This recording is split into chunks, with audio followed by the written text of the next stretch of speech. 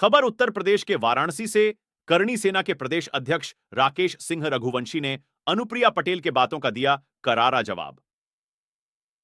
करणी सेना के प्रदेश अध्यक्ष राकेश सिंह रघुवंशी जी ने अनुप्रिया पटेल की बातों पर दिया जवाब। उन्होंने कहा कि सर्वप्रथम आप किसी भी कोई भी शब्द बोलने से पहले सोच समझ लिया करिए। जो शब्द आपने कहा है कि ईवीएम मशीन से राजा रानी पैदा होते हैं, यह बहुत ही आपत्तिजनक आपने बात कही है, जिससे समस्त क्षत्रिय समाज को आघात लगा है। हम सभी ब्राह्मण और क्षत्रिय समाज का आह्वान करते हैं कि आप अपनी वोट की ताकत दिखाइए। आइए आपको ले चलते हैं अध्यक्ष जी के पास और सुनवाते हैं कि उनका क्या कहना है। स्टार 7 लाइव से संदीप गुप्ता की रिपोर्ट। श्री राशि राठौर करणी सेना प्रदेश अध्यक्ष उत्तर प्रदेश। तो जी पहले अनुप्रिया पटेल ने राजपूत को लेकर बयान दिया था, जिस पर राजपूत ने काफी नाराजगी जताई। देखिए, श्रीमती अनुप्रिया पटेल जी ने जो बयान दिया है उसकी घोर निंदा मैं करता हूँ। पूरा क्षत्रिय समाज इनके बात से आहत है। मैं अनुप्रिया पटेल जी को कहना चाहता हूँ कि जब लोकतंत्र का स्थापना हुआ था उसके पहले सरदार पटेल जी के कहने पे 512 से ज्यादा रियासतें क्षत्रियों ने इस लोकतंत्र को मजबूत करने के लिए दान दे दिया था और लोकतंत्र हमारा कैसे मजबूत हो उसके लिए काम किया था। लेकिन अनुप्रिया पटेल जी ने अभी कहा है कि ईवीएम से राजा रानी पैदा होते हैं और राजनी के पेट से कोई राजा नहीं पैदा होता। ये बहुत ही आपत्तिजनक उन्होंने बात की है। लेकिन मैं अनुप्रिया पटेल जी को मैं कहना चाहता हूं कि अनुप्रिया पटेल जी, आप जिस पार्टी से आती हैं, जिस परिवार से आती हैं, उस परिवार की ही आप नहीं है। आप अपनी माँ के, आप जिस माँ ने आपको पैदा किया, 9 महीने कोख में रखा, उस माँ की ही आप नहीं है।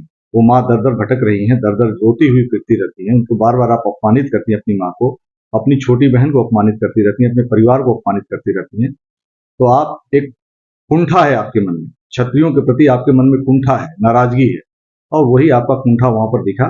इस तरह की भाषा का प्रयोग करने से बचना चाहिए। और मैं कहूंगा अनुप्रिया पटेल जी, अगर इस तरह की भाषा अगर आपको आती है तो हमको भी इससे बढ़ करके भी भाषा का प्रयोग करने आता है। इसलिए इन चीजों से बचिए। और मैं क्षत्रिय समाज को कहूंगा कि मिर्जापुर से चुनाव लड़ रही हैं, जहां से भी चुनाव लड़ रही हैं, इनको क्षत्रिय समाज के लोगों से मैं अपील करूंगा कि इनको बताइए वोट की ताकत से कि ईवीएम से राजा रानी पैदा होते हैं या कैसे पैदा होते हैं। इनको क्षत्रियों को मैं अपील करूंगा बार आपके सामने कि क्षत्रिय समाज अब की बार बिल्कुल खुल करके आए और इनका विरोध करे। पूर्वांचल में अभी मेन सीटें भी बची हुई है, ठहराव चरण सदन, लेकिन देखा जा रहा है कि राजपूत और ब्राह्मण काफी नाराजगी दिख रही है और इसको लेकर बीजेपी में स्थिति भी दिख रही है। खुद अमित शाह 2 बार आगे आ रहे हैं, तो किस तरह इसको देख रहे हैं? देखिए, पूरा राजपूत समाज ही नहीं, इस देश में सवर्ण समाज बिल्कुल नाराज है और सबसे ज्यादा जो नाराजगी है सवर्ण समाज के जो युवा है वो नाराज है। मैं उत्तर प्रदेश से आता हूं और उत्तर प्रदेश के छठा चरण का चुनाव है, बार बार ये लोग आ रहे हैं। मैं एक बात आपके माध्यम से कहना चाहता हूं कि अभी उत्तर प्रदेश में पुलिस की भर्ती निकली थी और जो सवर्ण समाज के जो छात्र थे वो भी किसी मशीन से नहीं बने हुए, वो भी इंसान है। और हर सवर्ण छात्र अंबानी अंडानी और टाटा बिरला नहीं होता। हर सवर्ण गरीब भी होता है और सवर्ण अमीर भी होता है। हर समाज में इस तरह की व्यवस्थाएं हैं। लेकिन उनकी उम्र जो सीमा रखेगी 18 से 22 वर्ष रखेगी। क्या स्थिति रहेगी इस लोकसभा चुनाव में बीजेपी की? इस लोकसभा चुनाव में देखिए, बीजेपी से पूरा सवर्ण समाज नाराज है, पूरे देश में नाराजगी है और सवर्ण समाज ही नहीं, अन्य समाज भी नाराज है। अब मैं इस यहाँ बनारस में बैठा हुआ हूँ, बनारस में एक भी इंडस्ट्री नहीं लगी। बनारस में एक भी कोई ऐसा काम नहीं हुआ कि जिससे कि यहाँ के युवा को रोजगार मिले। रोडें खराब हैं। मैं चंदौली में आप चले जाइए, महेंद्रनाथ पांडे जी वहां पे चुनाव लड़ रहे हैं। आप देखिए, चहनिया से लेकर के सकलडीहा के बीच में आज तक एक रोड नहीं बन पाया, जबकि यहाँ पे दो कैबिनेट मंत्री हैं।